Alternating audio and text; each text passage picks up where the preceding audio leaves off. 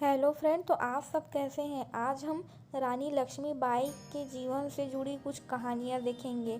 उनके जन्म से लेकर हम कहानी देखेंगे। तो अगर आपने अभी तक मेरे चैनल को शेयर और सब्सक्राइब नहीं किया है तो मेरे चैनल को सब्सक्राइब करें। रानी लक्ष्मीबाई का जन्म 19 नवंबर 1828 को हुआ था। उनका बचपन का नाम मनु था और उन्हें मणिकर्णिका कहकर भी पुकारते थे। उनकी माँ का नाम भागीरथी और पिता का नाम मोरोपंत तांबे था। मोरोपंत एक मराठी थे और मराठा बाजीराव की सेना में थे।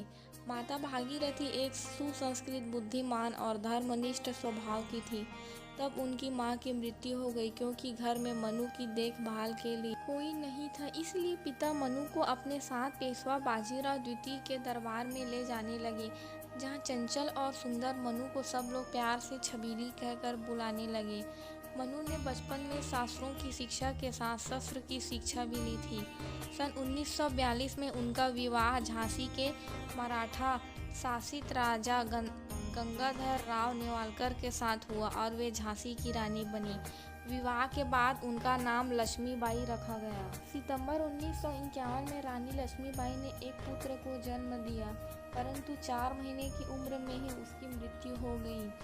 सन 1853 में राजा गंगाधर राव का स्वास्थ्य बहुत बिगड़ जाने के कारण उन्हें दत्तक पुत्र लेने की सलाह दी गई। पुत्र गोद लेने के बाद 21 नवंबर 1853 को राजा गंगाधर राव की मृत्यु हो गई। दत्तक पुत्र का नाम दामोदर राव रखा गया। ब्रितानी राज ने अपनी राज्य हड़प नीति के तहत बालक दामोदर राव के खिलाफ आंदोलन में मुकदमा दायर कर दिया। हालांकि मुकदमे में बहुत बहस हुई, परंतु इसे खारिज कर दिया गया। ब्रिटानी अधिकारियों ने राज्य का खजाना जब्त कर लिया और उसके पति के कर्ज को रानी के सालाना खर्च में से काटने का फरमान जारी किया। इसके परिणाम के बाद रानी को झांसी का किला छोड़कर झांसी के रानी महल में जाना पड़ा, पर रानी लक्ष्मीबाई ने हिम्मत नहीं हारी और उन्होंने हर हाल में झांसी की रक्षा करने का निश्चय किया। 1857 के सितंबर तथा अक्टूबर के महीनों में पड़ोसी राज्य ओरछा तथा दतिया के राजाओं ने झांसी पर आक्रमण कर दिया। रानी ने सफलतापूर्वक इसे विफल किया। 1858 के जनवरी माह में ब्रिटानी सेना ने झांसी की ओर बढ़ना शुरू कर दिया और मार्च के महीने में शहर को घेर लिया। 2 हफ्तों की लड़ाई के बाद ब्रिटानी सेना ने शहर पर कब्जा कर लिया, परंतु रानी दामोदर राव के साथ अंग्रेजों से बचकर भाग निकलने में सफल हो गई।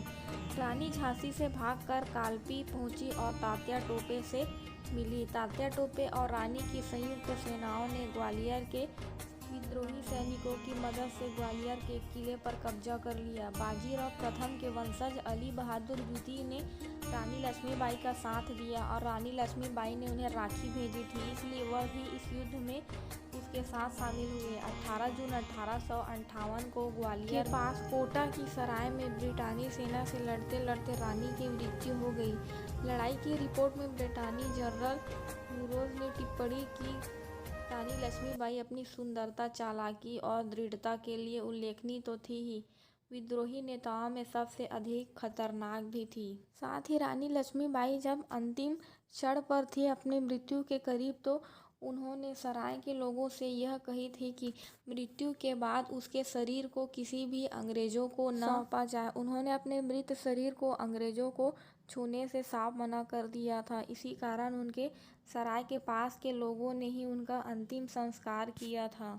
तो ये वीडियो आपको कैसी लगी मुझे ज़रूर बताएं। मैंने झांसी की रानी से रिलेटेड बहुत सारी वीडियोस अपने चैनल पर अपलोड रखी है, वहां जाकर आप ज़रूर देखें। मेरे चैनल को सब्सक्राइब करें। धन्यवाद।